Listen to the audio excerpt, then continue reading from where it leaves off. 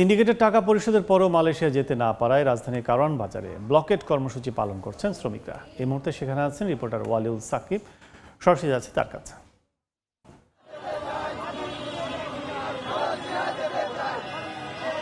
এই মুহূর্তে যারা মালয়েশিয়া গমনোচ্ছু রয়েছেন আন্দোলনকারী, যারা কিছুক্ষণ আগেও এই কারওয়ান বাজার মোড় সড়ক বন্ধ করে আন্দোলন করছিলেন, কিছু সময়ের জন্য তারা সড়ক অবরোধ থেকে সরে দাঁড়িয়েছেন। বিশেষ করে এই শার্ক ফোয়ারার সামনে এসে সকলে অবস্থান নিয়েছেন এবং আন্দোলনকারীরা বলছেন তারা সাময়িক সময়ের জন্য সড়ক চলাচল স্বাভাবিক করেছেন এবং আগামী 10 থেকে 15 মিনিট পর কিন্তু তারা আবারও সড়ক অবরোধ করে তাদের আন্দোলন চালিয়ে যাবেন বলে কিন্তু তারা আমাদেরকে জানিয়েছেন।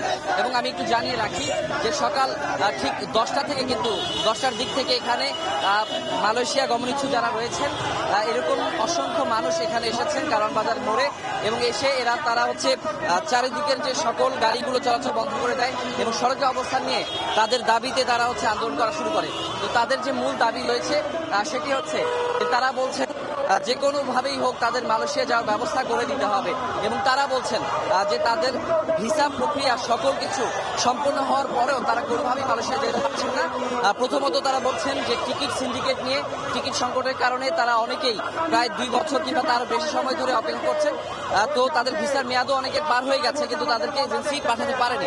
পরবর্তীতে সরকারের পক্ষ থেকে যখন তারা সরকারের সঙ্গে যোগাযোগ করেন, সরকারের পক্ষ থেকে কিন্তু কয়েক দফায় তাদেরকে আশ্বাস দেওয়া হয়েছে বলেও কিন্তু তারা আমাদেরকে জানিয়েছেন এবং তারা বলছেন যে সর্বশেষ সরকারের আশ্বাসের পরবর্তী সময়ে তাদেরকে কিন্তু বিশেষ ট্রেনিং এর ব্যবস্থা করা হয়েছে।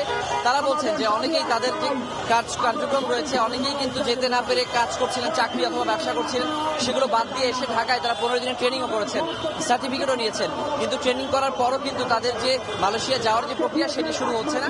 এবং তারা বলছেন যে অনেকেই 5 লাখ, 6 লাখ, 7 লাখ, 8 লাখ পর্যন্ত টাকা তারা দিয়েছেন, তারপরও কিন্তু তাদেরকে নতুন করে তাদের কাছে টাকা দাবি করা হচ্ছে এবং বর্তমান সময়ে তাদের এই মুহূর্তে সর্বশেষ যে দাবি রয়েছে আর কোনো নতুন করে টাকা তারা দিতে চান না এবং আর কোনো হয়রানির শিকার তারা হতে চান না।